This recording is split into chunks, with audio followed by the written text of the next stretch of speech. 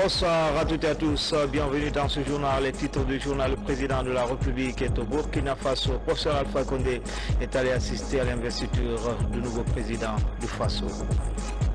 Et puis à la primature, nous allons voir qui est le nouveau patron du palais de la Colombe de Boulbiné. La présentation, c'est dans ce journal. Et puis Hawa Touré est la nouvelle coqueluche de la beauté guinéenne. Elle a été élue Miss RTG 2016. Voilà pour les titres. Encore une fois, bonsoir à toutes et à tous, bienvenue dans ce journal.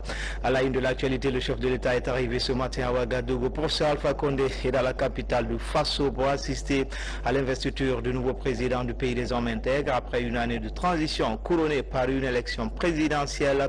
Michel Kafando passe le témoin à Roch Marc Christian Kabouré. Ibrahima Keita, envoyé spécial. C'est aux environs de 11 heures que l'avion transportant le président de la République, professeur Alpha Condé, a atterri à l'aéroport international de Ouagadougou. Au bas de la passe, c'est le président du gouvernement de Deuxième,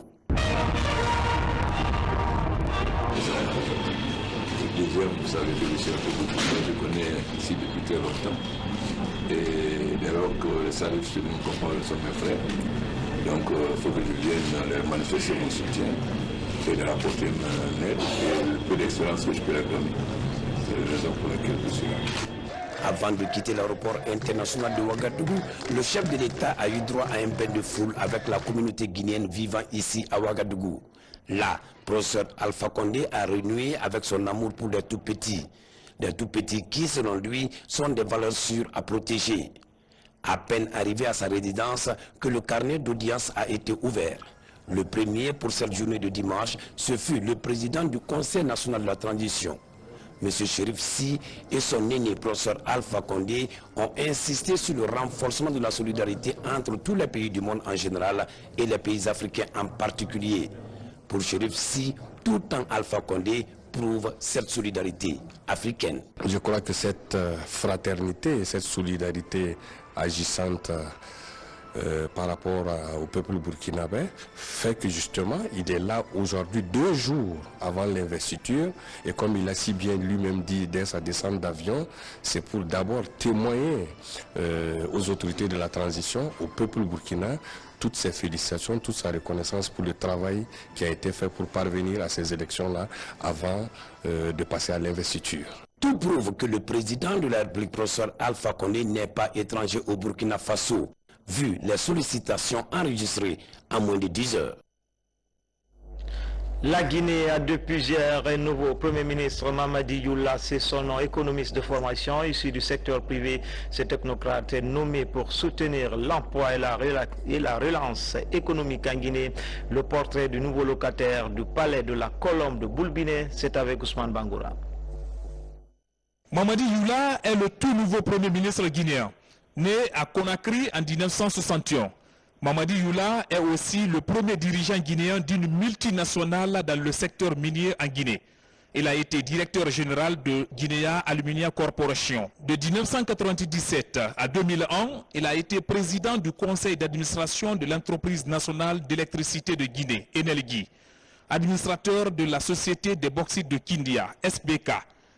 De 1997 à 2003, il a été administrateur de la société guinéo-norvégienne de transport maritime Guinée-Comar et président du comité technique de la société minière de Dingraï, SMD. De 1999 à 2003, il a été administrateur du port autonome de Conakry. Mamadi Youla est diplômé de l'université d'Abidjan où il a obtenu en 1989 un DEA en macroéconomie. Dans le cadre de sa formation post-universitaire, il a obtenu en 1994 un certificat de l'Institut du Fonds monétaire international, FMI, à Washington sur la programmation et les politiques financières, ainsi qu'un diplôme de 3e cycle universitaire en banque et finance au Centre d'études financières, économiques et bancaires de Paris. La nomination de Mamadi Youla, haut cadre guinéen du secteur privé et de l'administration, confirme la nouvelle impulsion donnée par le président de la République, le professeur Alpha Condé, récemment investi pour un second mandat, pour soutenir la création d'emplois et la formation, notamment des jeunes et des femmes. Mamadi Youla est le plus jeune premier ministre guinéen né après l'indépendance. Dans un entretien accordé à nos reporters, le nouveau Premier ministre parle des grandes orientations de son gouvernement, doté d'une forte expérience de l'administration guinéenne. Mamadi Youla compte œuvrer à la création d'emplois jeunes et au développement économique. Il est au micro de Ousmane Bangoura, Hadi Kamara, Kabasouma. Nous avons traversé récemment de très grands défis. Notre pays a connu des moments difficiles. Et le chef de l'État, je crois que tous qui l'ont suivi ces derniers jours, ces dernières semaines, ont dû remarquer, il a affirmé, il a montré une réelle volonté, une grande détermination à vouloir apporter du changement. Le chef de l'État a voulu aussi envoyer un message aux jeunes, à la jeunesse. À la suite de cette grande marque de confiance que le chef de l'État a voulu porter à ma modeste personne et à tous ceux qui travaillent dans l'ombre. Moi, je suis, c'est vrai, un travailleur de l'ombre, si je puis dire. Oui, j'ai fait un certain nombre de choses au cours de ces dernières années, mais bon, c'est plutôt dans l'ombre. Et j'espère aujourd'hui que je vais pouvoir mettre ma petite expérience au service de mon pays. Et je voudrais donc encore une fois adresser ici mes remerciements. J'ai reçu énormément de marques de reconnaissance, de félicitations de la part de nombreuses personnes et que je n'ai pas pu. J'ai reçu des coups de fil que j'ai ratés d'ailleurs. J'ai reçu de nombreux messages sur mon téléphone, sur les réseaux sociaux. Donc je ne peux pas répondre à tout le monde et je voudrais ici saisir l'opportunité de dire merci à tous ceux qui m'ont manifesté, m'ont témoigné cette marque de confiance et de reconnaissance. La nomination du nouveau Premier ministre est le sujet principal qui anime les débats dans la cité. Cet acte du chef de l'État suscite moult commentaires. Notre reporter Mikini Moussa Kamara a promené son micro dans les rues de la capitale. Voici la réaction de certains citoyens. À la télé hier, ça nous a tous satisfaits. Monsieur Youla, je ne l'ai jamais vu, mais vraiment ça satisfait tout le monde. Donc vraiment, je suis content de lui. Il sait qu'il pourra faire quelque chose dans les 5 ans là. Que Dieu les aide, que Dieu nous aide tous. Par rapport à la nomination du nouveau Premier ministre, les attentes sont énormes parce que le pays est en récession. D'abord, c'est le premier pas. Nous voulons qu'il travaille très vite pour remettre le pays sur les rails et nous souhaitons tous avoir des emplois. Voilà la carrière du monsieur, ce que j'ai parcouru dans le net. Je vois que c'est un bon monsieur. Le professeur, il a démontré qu'il veut développer le pays. Si je suis sûr, je suis convaincu, ce jeune-là, c'est un jeune. S'il a la main libre, il pourra quand même faire quelque chose, pour apporter quelque chose. Il y aura une émergence en Guinée. Le peuple a soif de développement, donc il faudrait vraiment que ce soit un Premier ministre, pas seulement le Premier des ministres, mais celui-là qui peut, n'est-ce pas, aller à la recherche, n'est-ce pas, des grands projets, qui peut, n'est-ce pas, aider le Président de la République à propulser, n'est-ce pas, le progrès dans ce pays. Je suis très contente du fait qu'on lui a nommé, malgré que je ne le connais pas. J'espère qu'il fera du bien pour le pays et je lui souhaite bonne chance. Qu'il fasse de la Guinée une Guinée que nous rêvons et qu'il aide aussi la jeunesse guinéenne. Bon, je pense que mes attentes sont celles de tous les Guinéens aujourd'hui. C'est vraiment que la Guinée soit émergente, vu le potentiel qu'a l'autre pays, qu'on puisse mettre en évidence ce potentiel-là, que le peuple de Guinée vraiment puisse sortir de cette souffrance-là aujourd'hui. Donc que le Premier ministre fasse tout ce qu'il y a à son pouvoir et ne souffre plus utile source là, sortir là. Il n'est pas de notre génération, mais c'est un jeune, je sais accompagner le professeur Alpha Condé dans l'innovation, mettre les jeunes à l'épreuve, en action, parce qu'il faut travailler. Il ne faut pas rester cloîtré pour dire que non, il faut que l'État nous emploie. L'État crée des défis, se développer. À le reste de l'actualité, ce projet qui a été très affecté par l'épidémie d'Ebola, et aussi d'être un peu le conseiller du gouvernement guinéen en matière d'infrastructures, que ce soit sanitaire, que ce soit scolaire, que ce soit routière. C'est parce que c'est notre mandat en tant qu'agence des Nations Unies de pouvoir aider les partenaires, aider le gouvernement dans la réalisation de ces infrastructures. D'ici le mois de juin 2016, les populations de Matoto pourront accéder aux services de santé sans se rendre au CHU d'Iasdine ou de Donka. Autre avantage, la réduction des complications et par ricochet du taux de mortalité maternelle et infantile. Les partenaires techniques et financiers de la Guinée toujours engagés à accompagner le pays dans la relance post-Ebola. La Banque mondiale promet une aide dans divers secteurs. Déjà, certains projets sont en cours d'exécution. Plus de précisions, c'est dans ce reportage de Thiernos Mandialo. Dans quelques jours, la Guinée va célébrer la fin de l'épidémie Ebola. Les Guinéens vont ainsi écrire une nouvelle page de leur histoire après 3 années de crise sanitaire inédite dans la vie de la nation. Les regards sont tournés vers les politiques à mener pour relancer la machine économique et favoriser le bien-être des populations durement éprouvées. La Banque mondiale, elle, se prépare à lancer d'importants projets pour accompagner le gouvernement. L'agriculture va bénéficier d'un nouvel appui à travers le programme de productivité agricole. Dans les secteurs de l'éducation et de l'emploi, des fonds vont être mis à disposition pour accompagner la qualification des ressources humaines et soutenir les initiatives de réduction de la pauvreté. Notre institution a mobilisé beaucoup de ressources financières.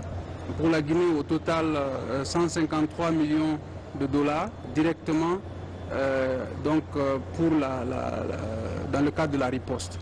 Nous avons donc d'autres projets concernant donc un financement additionnel aux projets filets sociaux productifs, encore une fois pour mieux diriger les appuis vers les populations les plus affectées par l'épidémie. Et donc ce financement additionnel aussi annoncé de 12 millions, le PACV va bénéficier d'une 3e phase, donc un financement additionnel de 15 millions de dollars. Afin d'aider l'État à moderniser les infrastructures sanitaires et à soutenir la santé communautaire, la Banque mondiale finance la construction de 42 centres de santé. 20 millions de dollars sont annoncés pour soutenir la santé maternelle et infantile dans certains endroits du pays. Ebola a mis en exergue les faiblesses du système de santé guinéen et freiné la croissance économique du pays. La reprise ne sera certes pas aisée, reconnaissent les économistes, mais l'espoir est de mise. La Guinée dispose de tous les atouts pour être une économie émergente et que je ne pense pas qu'on va attendre 2025 pour cela.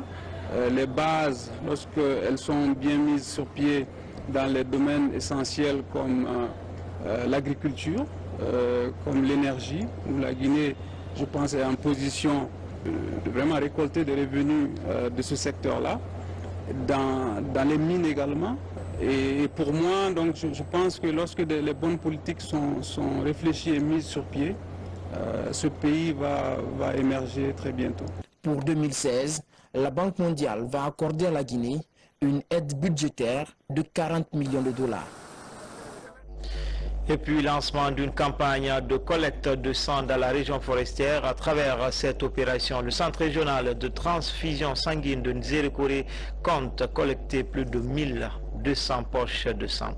Mohamed Salioupaï, Cheikh Sanoussi Sanko. Dans la région de Nzérékoré, plusieurs jeunes des écoles de soins de santé communautaire de Mouroumou et de l'école de santé primaire Hélène Johnson-Sirleaf de Tilipoulou se sont volontairement engagés à donner leur sang. Cette campagne de collecte de sang est placée sous le signe « Donner du sang, c'est sauver des vies », car les malades comptent sur votre générosité. Plus de sang, c'est plus de vie. Je donne le sang parce que je pense que c'est le plus grand sacrifice que je peux faire pour l'humanité. Il y a beaucoup de gens qui passent ici, il n'y a pas de sang. Et ces femmes qui perdent beaucoup de sang, et elles ont besoin du sang, un remplacement du sang. C'est pour ça que je viens me poser candidat pour donner le sang, pour sauver la vie des personnes. Cette campagne de collecte de sang vise à augmenter la capacité des banques sanguines des hôpitaux de Guékédou, Beila et Nzérékoré. En somme, l'objectif vise à collecter plus de 1200 poches de sang pour aussi venir en appui aux hôpitaux de Massanta, Yomo et Lola. Notre objectif, c'est de sauver la vie des gens.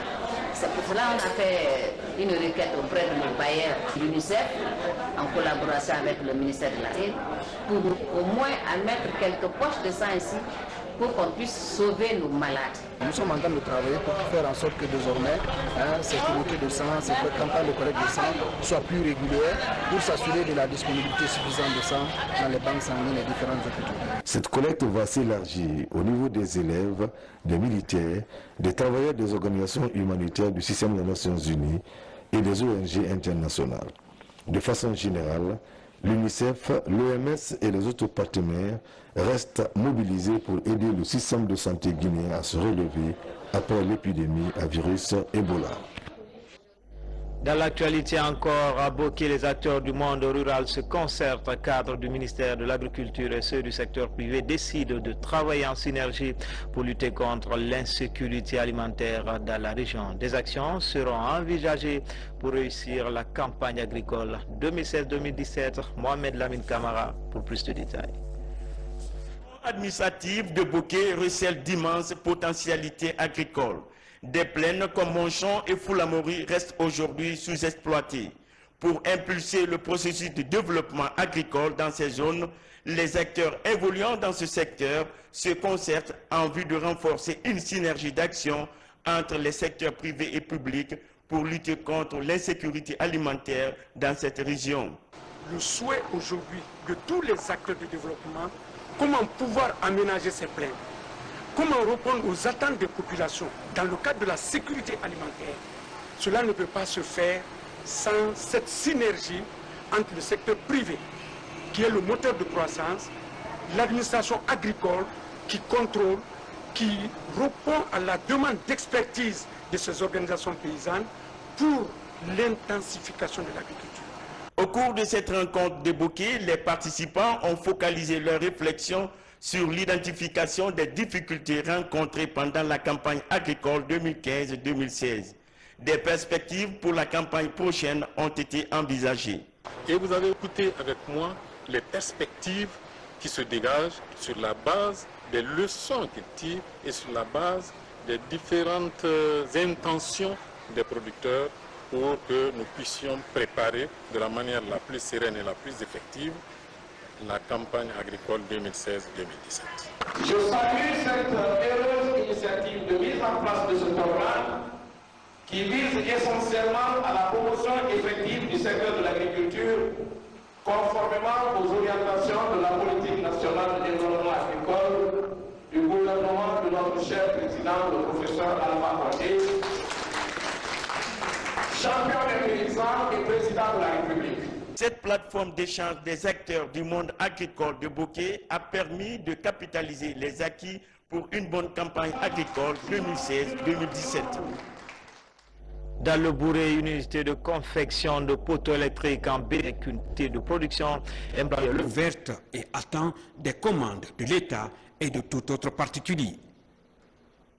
Un nouveau siège pour le réseau citoyenneté producteurs et consommateurs de Guinée, Réciproque Guinée. En abrégé, cette ONG qui évolue dans la promotion de la bonne gouvernance entend être plus proche des citoyens. Aïssatou Moudialo, Komara Moussa. Le réseau citoyenneté producteurs et consommateurs de Guinée a désormais un nouveau siège. Créé depuis 2014, il n'avait pas jusqu'ici un siège national. Avec ce nouveau siège, une grosse préoccupation vient d'être résolue. La structure entend jouer sa partition avec les autres plateformes de la société civile pour défendre les intérêts des citoyens. Réciproque Guinée mettra donc au cœur de ses préoccupations la formation de ses membres pour être une alternative crédible quand il s'agira de la voix de la majorité silencieuse. Dans la conception des projets et programmes du développement en République de Guinée. Pour le président de la société civile guinéenne, la tâche est immense. Le respect de la loi, le respect de la Constitution et des pouvoirs publics. La société civile, on parle de contre-pouvoir, mais ça ne veut pas dire qu'on est opposé au pouvoir. Donc ils doivent agir conformément aux lois et règlements en vigueur dans le pays et respecter l'autorité de l'État. Le Réciproque Guinée compte 52 associations représentées dans les 5 communes et les 7 régions administratives. En 2016, le réseau ambitionne d'implanter ses antennes dans les 33 préfectures du pays. Dans son plan d'action, l'organisation des campagnes de sensibilisation et de formation sur le droit des citoyens est un autre défi à relever. Cap sur Fria pour parler de cette session de formation des journalistes sportifs des médias publics privés en toile de fond, outiller les spécialistes des sports dans le traitement de l'information. Les techniques des reportages sportifs étaient au cœur des débats. L'initiative est du ministère de la Communication en collaboration avec la société Guinée Games. Abdelaziz Baldé, de retour de Fria. C'est pour mieux orienter les journalistes sportifs dans l'exercice de leur métier qu'intervient cet atelier de formation à Fria. Plusieurs modules techniques sont déroulés à la vingtaine de journalistes venus des médias publics et privés. Les journalistes sont des relais et l'interface entre l'événement et l'information et le public. Ils doivent assumer cette fonction-là de relais. En conséquence, je leur demande d'observer scrupuleusement les règles d'impartialité, d'objectivité, d'exactitude dans le traitement de l'information qu'ils doivent livrer au public. Et je remercie très sincèrement les initiateurs de cet atelier, surtout le choix porté sur la préfecture de Fria.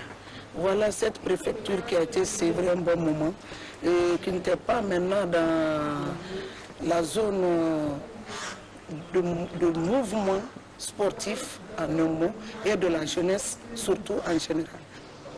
Ces assises de 3 jours se tiennent sous le thème Olympisme et sport, paix et développement. Une initiative du ministère de la Communication et la société de loterie Guinée Games. Nous espérons qu'avec ces modules, avec leur contenu et avec l'attention que nous avons remarquée au niveau de l'assistance, que ces journalistes qui sortent de là vont partir regardis pour faire un bon travail, un travail de qualité, et qu'ils ne se limiteront pas à ce travail, ils démultiplieront ce qu'ils ont appris ici auprès de leurs amis qui n'ont pas eu. Dans la mesure où c'est difficile de réussir ce métier dans un environnement qui est plein de la thématique qui a été développée par notre doyen Oumar Ngaï, donc qui nous a permis de mieux voir ce qui se passe réellement dans ce milieu, en l'occurrence d'abord. Faites de ce slogan de 100 000 personnes une réalité. Faites de ce concert de 30 un événement qui fera le décollage définitif de la Guinée pour le progrès, pour l'emploi, pour la paix, pour la quiétude sociale et surtout pour l'union entre les Guinéens. Je voudrais que la fin de l'Ebola soit un signe pour nous tous et que le leadership du président Alpha Condé soit magnifié. Plusieurs artistes africains et locaux sont conviés à cet événement. Parmi eux, Youssou N'Dour et son groupe mythique Super Étoile. Son manager est déjà à Conakry pour les préparatifs. Youssou veut surtout lancer un message en direction du monde pour qu'on sache que la Guinée est là. Puisqu'il y a eu beaucoup de détracteurs ailleurs qui ont essayé de ternir l'image de ce pays. Et que là, on voit que le président est en train de réussir, mais il faut prier encore pour le président. Quand on était plus jeune, on suivait quand même les péripéties de sa vie et tout ça, tout ce qu'il a enduré et tout ça. Aujourd'hui, le voilà encore beaucoup plus déterminé à relever les défis et à faire avancer le pays. Donc c'est pour cela que Youssou a dit que pour le président et pour le peuple, il fait fi de l'argent, on s'est privé de beaucoup de choses pour être là. Le concert du 30 décembre est aussi dédié au peuple de Guinée et à son président, professeur Alpha Condé. Avec la fin d'Ebola, la Guinée va revêtir un nouveau manteau pour un décollage politique, économique, social et culturel. Mort des beautés avec la finale de l'élection Miss RTG, l'enregistrement de l'émission Réveillon du 31 décembre. L'événement s'est déroulé à l'université Kofi Annan de Guinée pour la 7e édition de Miss RTG. C'est Hawa Touré qui rafle la couronne. Mikini Moussa Kamara, Moussa Komara. C'est dans la salle du centre culturel Malik Condé de l'université Kofi Annan que s'est déroulée la phase finale de la 7e édition de Miss RTG. Une cérémonie au cours de laquelle l'émission du réveillon du 31 décembre est enregistrée. 10 candidates finalistes se rivalisent pour montrer leur savoir-faire. Au terme de 2 mois de formation axée essentiellement sur les notions de leadership, la création d'entreprises, les astuces et l'amélioration de la télé-réalité. Cette initiative permettra de mieux vendre la beauté guinéenne sur la scène internationale.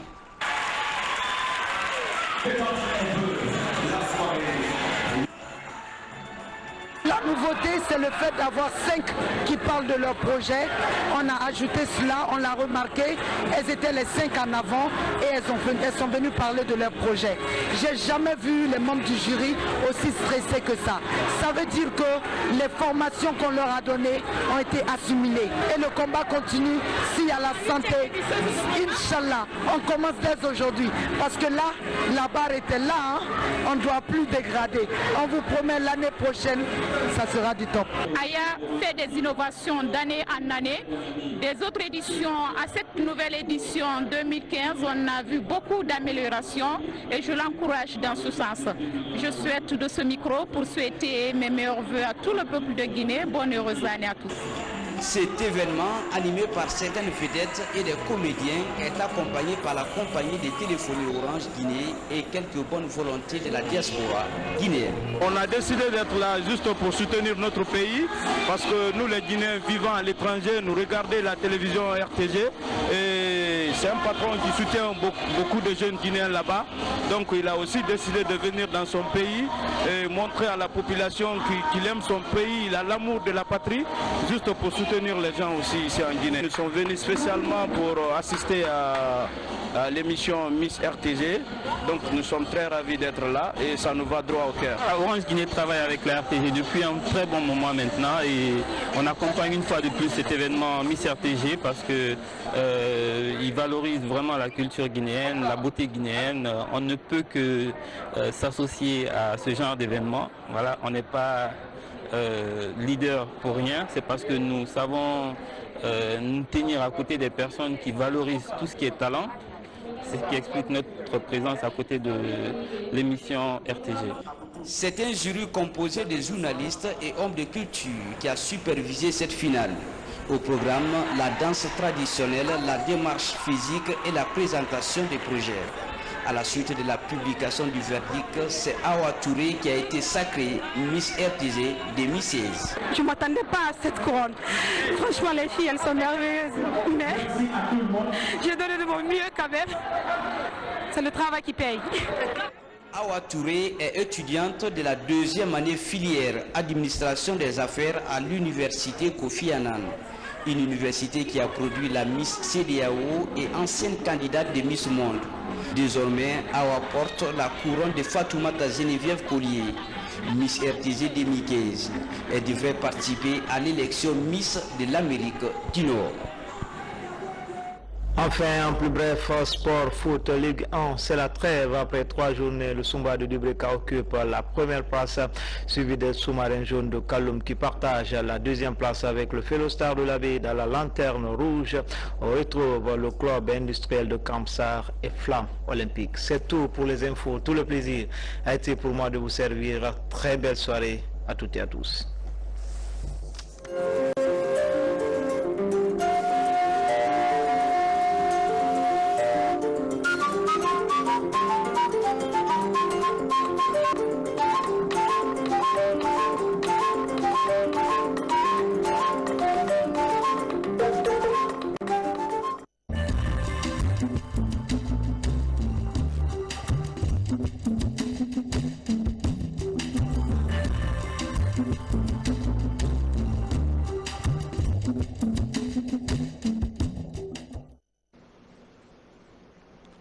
La pose de la première pierre du centre de santé amélioré de Matoto par le président de la République agrandit la carte sanitaire nationale avec le maître d'ouvrage d'UNOPS, le Bureau des Nations Unies pour les services d'appui au projet.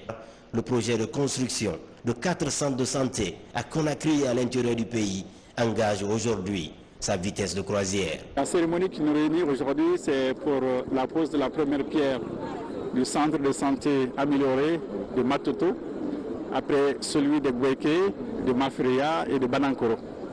Et aujourd'hui, nous avons eu l'honneur de recevoir son Excellence le Président de la République de Guinée pour procéder lui-même, personnellement, à l'apport de cette pierre et aussi adresser un message aux jeunes, à la communauté, pour que ce centre puisse avoir lieu dans les meilleurs délais. Nous allons faire le maximum pour amener l'entreprise à doubler les équipes, à doubler les timings pour être dans un délai quand même raisonnable. Il faut considérer que c'est un centre complexe et aussi la nature du terrain n'est pas aussi favorable que ça. Mais nous allons aussi nous donner le maximum possible pour que ce délai soit le plus court que possible.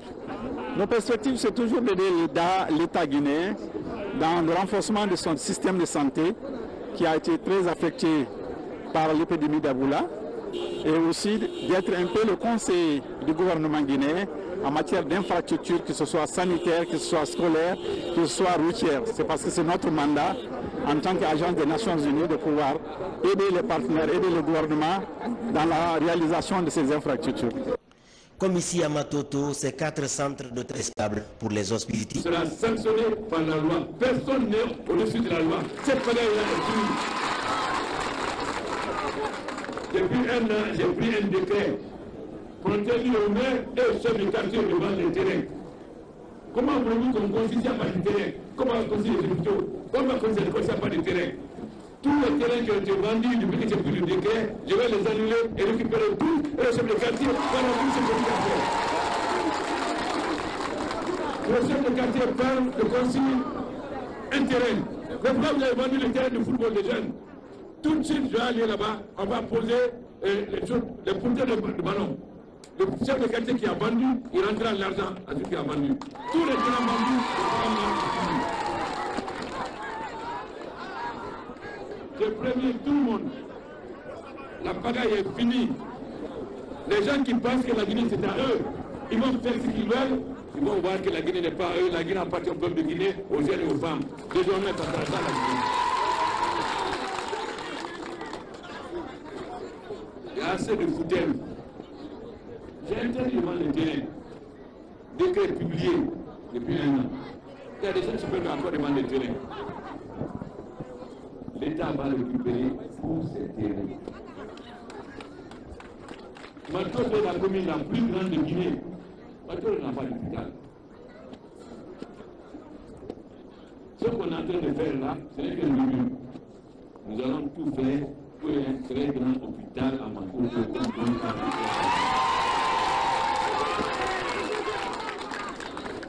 Je le sors. Alors, quiconque viole la loi sera sévèrement puni. Je préviens les parents de dire à leurs enfants. Et ce qui a vendu. Après la cérémonie ici, je vais là-bas et j'ai demandé à Antonio, dans la semaine, de venir poser les postures de football. Et c'est là qu'il a vendu, il a qu'à venir le demander.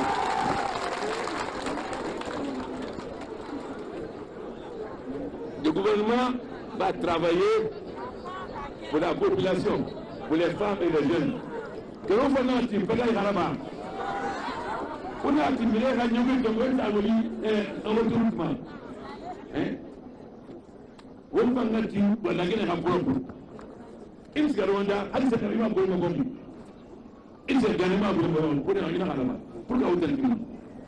Pour la hôtel. Pour aller là-bas. Ultima pagaille. Vous l'avez et totalement, tout le temps, c'est un peu de l'homme. Alors, on a problème.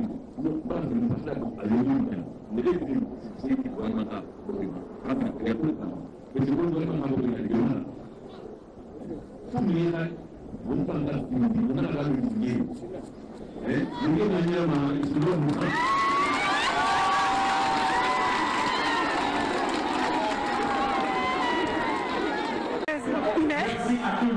J'ai donné de mon mieux quand même. C'est le travail qui paye. Awa Touré est étudiante de la 2e année filière administration des affaires à l'université Kofi Annan. Une université qui a produit la Miss CEDEAO et ancienne candidate de Miss Monde.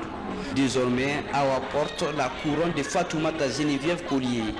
Miss RTG 2015. Elle devrait participer à l'élection Miss de l'Amérique du Nord.